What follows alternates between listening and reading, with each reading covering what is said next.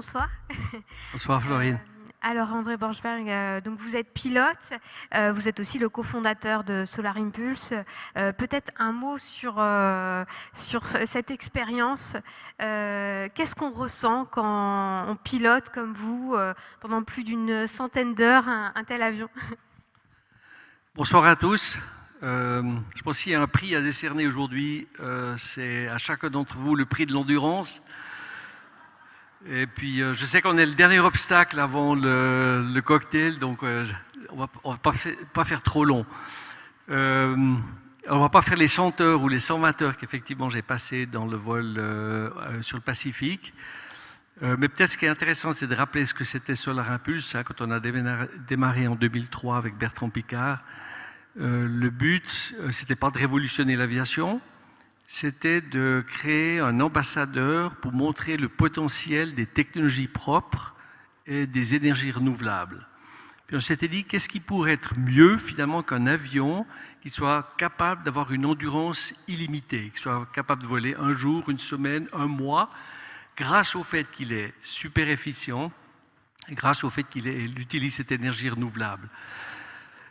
Alors, ce qui était intéressant, c'est quand on a commencé à voler, c'était 2009, on s'est tout de suite rendu compte que finalement les technologies qu'on utilisait dans cet avion, qui sont, il faut se rendre compte que cet avion, c'est un avion solaire, mais c'est un avion électrique d'abord, c'est solaire comme un avion hybride si on avait un générateur d'énergie, et que cette propulsion électrique avait un potentiel extraordinaire dans le monde aéronautique. Et puis ça s'est développé avec le temps. Puis quand on a fait le tour du monde avec le deuxième avion, c'est 2015, on s'est retrouvé au Japon, devant l'océan Pacifique, en sachant qu'il fallait voler cet avion pendant 5 jours, 5 nuits pour arriver de l'autre côté. Alors, ce que ça a démontré d'abord, c'est que ces technologies sont extraordinairement fiables.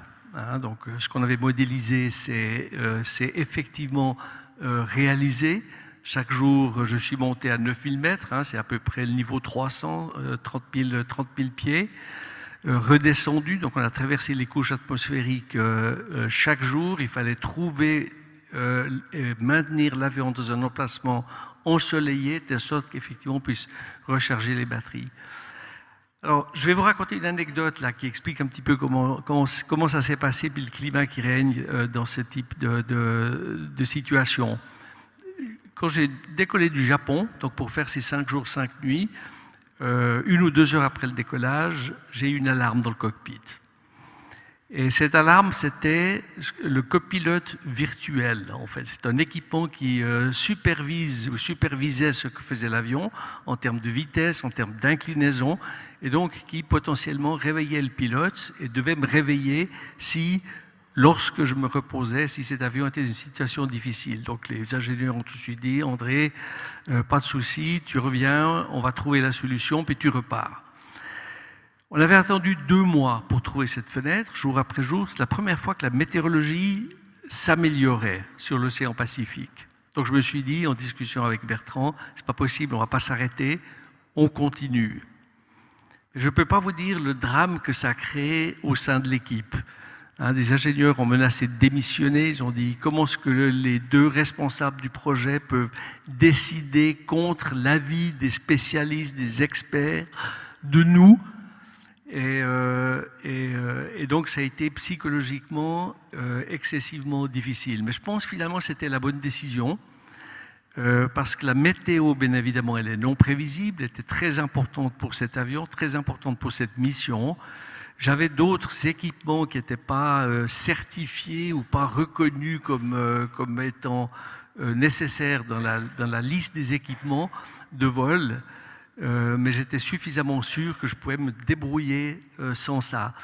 Donc il a fallu avoir cette audace. Mais j'aurais juste faire une remarque là-dessus. Il a fallu avoir cette audace. Puis je pense que cette audace, on a besoin maintenant de l'avoir aussi si on veut transformer notre aviation en aviation propre. Toutes les technologies, toutes les solutions ne sont pas encore complètement disponibles, mais c'est le moment de faire le pas, c'est le moment d'avoir cette audace-là. C'est ce que vous faites avec H55 et du coup vous utilisez finalement tout ce que vous avez appris en partie sur Solar Impulse pour travailler sur la propulsion, les batteries. Je crois que vous avez déjà en fait des contrats avec, notamment, vous travaillez avec Safran, Pratt & Whitney. Expliquez un petit peu finalement ce projet autour de H55. Quand on a terminé ce projet, c'était 2016. Bertrand Piccard, vous avez entendu, je pense tout à l'heure, parler de ses activités aujourd'hui. C'était une des choses qu'on voulait continuer. Et l'autre était de continuer à développer les technologies qu'on avait embarquées dans cet avion-là. Donc j'ai créé H55. On se focalise sur le développement de solutions de propulsion. Donc on ne construit plus d'avions. On se concentre sur des solutions qui sont certifiées. Donc tout de suite, on a construit une organisation qui est certifiée, on a notre DO, on a notre PO, donc on a tous nos process qui sont en place. On a décidé de démarrer par des applications simples. La petite aviation, c'est là que ça démarre, les avions d'entraînement, mais on croit au développement du transport régional électrique, hein, ça a été dit tout à l'heure. Avec les projets d'ATR, effectivement, on a un projet avec Pratt & Whitney pour développer un moteur électrique hybride.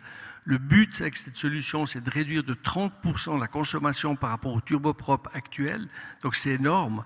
C'est pas 100%, mais évidemment, mais c'est un pas dans la bonne direction. Donc c'est ce monde-là qui nous intéresse et sur ces projets qu'on se concentre. Et alors, quid de la France? Juste avant le Bourget, vous avez annoncé votre implantation à Toulouse. Alors, du coup, comment vous voulez contribuer à la décarbonation ici en France? Bon, la France, c'est un pays de pionniers.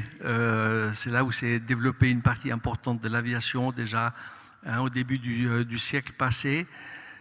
C'est une industrie qui est extraordinairement florissante, qui est très forte. Moi, je pense que c'est un pays d'entrepreneurs. C'est intéressant, c'est difficile de gérer des entreprises en France avec toutes vos lois dans le domaine du travail, mais c'est vrai que c'est un pays qui génère énormément de nouvelles idées. Donc, c'est pas possible pour nous, en tant que partenaire potentiel de la propulsion électrique, de ne pas être présent. Donc on a ouvert notre filiale, effectivement. On est en contact avec la plus grande partie des projets ici. Le but, c'est de développer un centre de compétences, développer ces projets ou les projets avec qui on travaillera ici sur Toulouse, de les développer localement. Je pense qu'on a des expertises qui sont extraordinairement bonnes, extraordinairement poussées. Donc on va développer la partie européenne ici depuis la France. Hein, pour vous dire, on a démarré notre filiale à Montréal parce qu'il existe aussi dans cette partie du monde-là des projets très innovants. Et je dirais l'autre facteur qui est important qui nous attire ici aussi, c'est que ces développements ne se feront pas simplement avec des investisseurs privés. On a besoin des partenariats publics-privés, on a besoin des super gouvernementaux. Je pense que l'Europe va devoir faire un effort et continuer à faire un effort dans ce domaine-là. Et je comprends que la France aussi est très intéressée à développer ces technologies. Je pense que le message est passé. Merci à vous en tout cas. Merci à vous deux.